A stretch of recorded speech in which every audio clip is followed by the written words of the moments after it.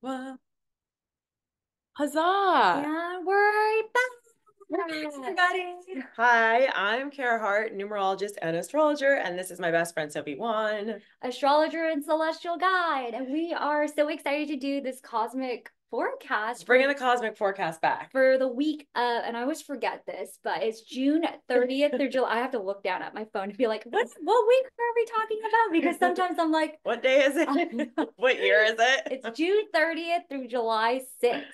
That's right. Do you want to start us off with talking about what's going on next week numerology wise? Yeah, we're going to talk about the numerology of the week, and we are going into a week 9. Don't everybody panic, because I knew you were going to have that face. I know. That's my So birthday week. I don't want it to be a 9. I know. Okay, so 9 is the number of endings, hence the reaction here, right? It can be a very intense time, right? Because it's a time of endings and completion and letting go and surrender. So this is really a week to tie up loose ends. Anything that you're holding on to that you're kind of like, do I really need that still? Just get rid of it. Wow. Actually, I'm sorry. As you're saying that, I'm like thinking about the aspects, and I think this is gonna play nicely into because there's a lot of love stuff going on. oh, okay, of So that's course. why I'm like, oh my gosh, like it's so continue. I don't mean Yeah, to the interrupt you. astrology and the numerology tend to sync up.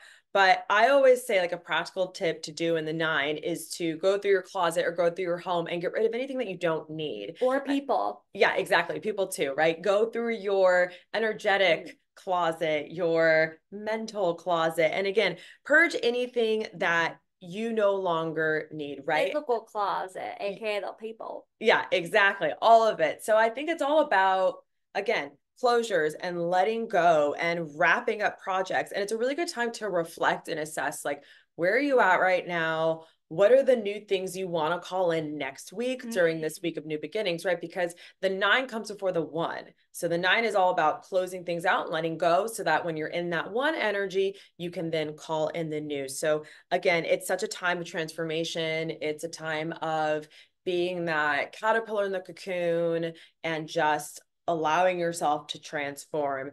And I think this is a really good time to reflect on what projects or tasks that you need to finish. Are there any relationships or commitments that you're now ready to let go of and release that maybe aren't serving you? They're not soul aligned. Again, like, how have you grown and changed in the past 8 weeks?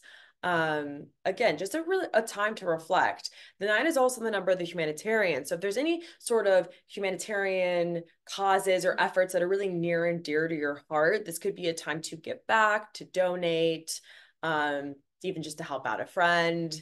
So yeah, focus on what can you let go of this week. And again, there might be some unexpected endings too that happens in the 9. It's not always we don't always know what we're letting go of. Sometimes the universe comes in and it's like, wait, you got to let go of this. This isn't aligned. So again, be open and know that on the other side of that letting go process is you becoming a beautiful butterfly and Sometimes transforming. the universe will do it for you without you Yeah. asking, and you'll be like, no, and it'll be like, yes. Exactly. I hate and love when that happens because you're like, oh, all right. Work's Like, done for me. yeah, Yeah. spirit's got me. But then, of course, your conscious self is like, but I don't wanna. Yeah. Yeah. Exactly.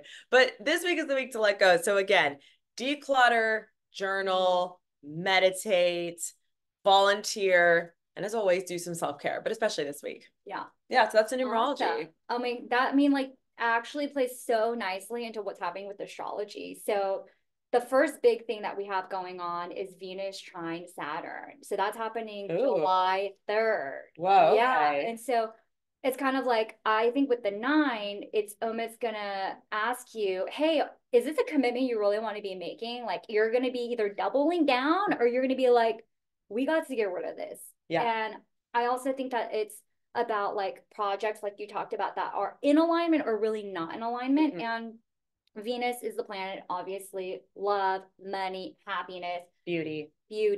Saturn is like the mean daddy. It's like the boot camp Makes you work instructor. hard. It's going to make you work hard. And so when they come together in a trine, it's at, and which is a really positive aspect, but still because of that Saturn energy, it's going to be like, let's like level up in the best way. And so this is going to be there's going to be an emphasis specifically on your relationships, on the projects that are bringing you money, on in just in general what's making you happy. Yeah. So that's happening July 3rd, which is a Wednesday. My sister was like, can you please say what day? Because not all of us know what July 3rd day falls on. Yeah. And so we'll Wednesday, July 3rd. In the section as well. But also that same day, Mercury is opposite Pluto. So watch out for some spicy conversations. I hate Pluto. Happening. I hate Pluto aspects. So Pluto is like destruction and like let me transform you. Yeah, the destroyer of worlds, right? It's really, really, it's like, let's take this ring to Mordor energy, I think. Yeah. And Mercury's communication. Yeah. So it's in opposition of Mercury. So Mercury, communication, Pluto is transformation through destruction, which does not sound fun or cute. And so be careful of having really, I mean, that's the day where you're going to be having really intense conversations. So, and what's the date again? July 3rd, Wednesday. So just put a big circle around that. I'm flying to Italy that day.